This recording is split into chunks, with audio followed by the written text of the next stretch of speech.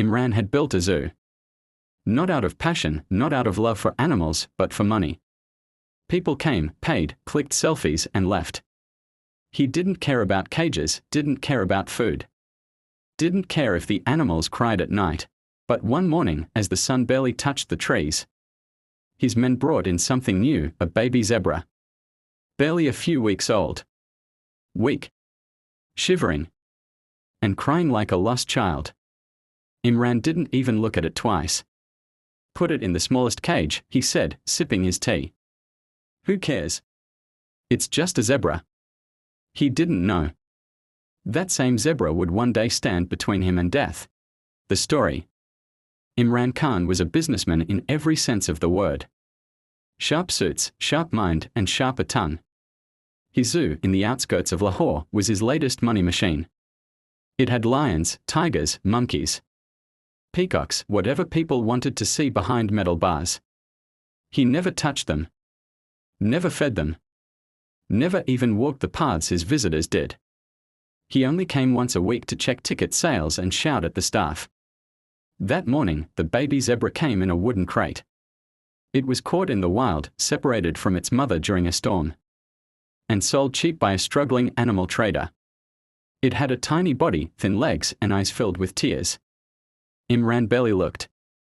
People like zebras, right? Stripes and all. Put it near the entrance. Crowd magnet. The zookeeper hesitated.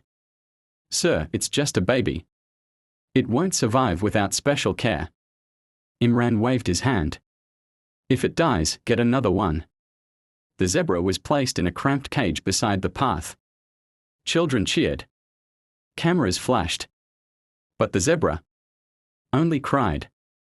All night. Every night. No one could sleep. Not even the tigers nearby. The staff begged Imran to move it to a warmer, safer place. He refused. One cold night, a violent storm hit the city. Winds howled. Trees cracked. The power went out. Imran had to stay overnight in the small office beside the zoo. He was angry. The power backup had failed, the generator was dead. And the windows kept shaking. At around 2 a.m., he heard it, something outside. A strange mix of cries, screeches, and metal banging. He grabbed a flashlight and stepped out. Cages were shaking. Branches had fallen over the path. And then he saw it. The lion cage door was open. Wide open. And the lion was gone. His blood froze. He shouted for guards. No answer. He turned to run back to the office, but slipped on the wet mud. And hit his head against a rock. Darkness. When he opened his eyes, everything was a blur. Blood trickled from his forehead. He tried to move but couldn't. His leg was twisted. Broken, maybe. And then he saw it. The lion. A shadow in the rain. Moving slowly. Eyes glowing. Imran tried to scream, but only a whisper came out. He knew this was the end. But suddenly, between him and the lion, stood a figure. The baby zebra. The same weak, crying zebra. It had escaped its broken cage. And now stood, trembling, in front of him. The lion paused. The zebra neighed loudly once, twice. The noise woke up other animals. The elephant trumpeted. Monkey screeched. Lights from nearby houses turned on. Guards finally arrived with torches, shouting, making noise. The lion backed away into the bushes. Imran lay there, stunned. As the baby zebra stood over him, still shivering. The same zebra he had called useless.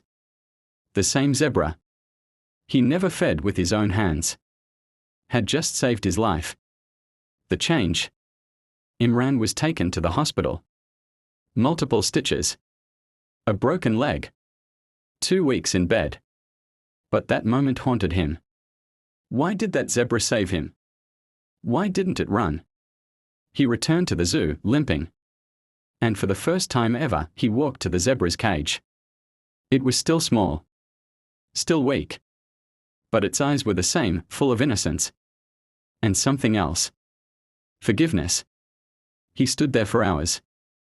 And that day, he did something no one had ever seen him do. He cried. And whispered, "I'm sorry." The transformation. From that day, everything changed. Imran removed the cages. He built open enclosures. He hired real vets. He stopped animal shows. The zoo was turned into a sanctuary. He named the baby zebra Zindagi, meaning life. Visitors still came, but now they saw happy animals. Running, playing, eating fresh food. And in every tour, Imran would personally tell the story of how a tiny zebra saved a selfish man's life. Ending. Years passed. Zindagi grew old. So did Imran. But every morning, he walked with her, fed her carrots, and sat beside her under the tree where he once almost died. People would often ask, "Why don't you sell the zoo and retire?" He would smile. "This is no longer a zoo," he'd say. "This is a place where I learned what it means to be alive."